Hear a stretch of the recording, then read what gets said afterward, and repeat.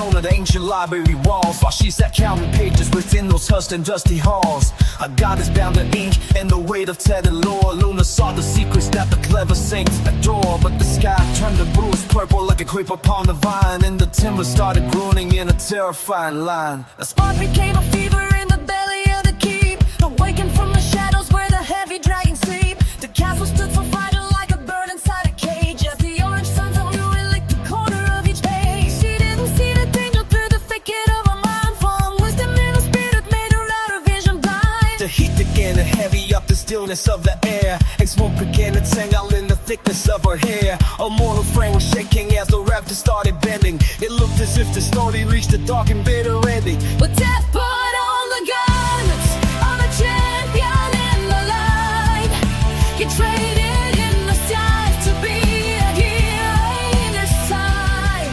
With the speed of summer lightning and a strength he never knew, he burst into the furnace and a hungry land was grew. He pulled us on the wreckage and he nudged us from a flame, for the love of a quiet girl who didn't know his name.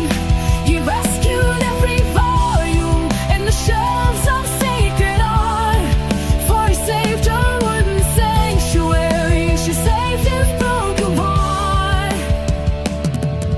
He used to be a shadow, just a specter in the gloom.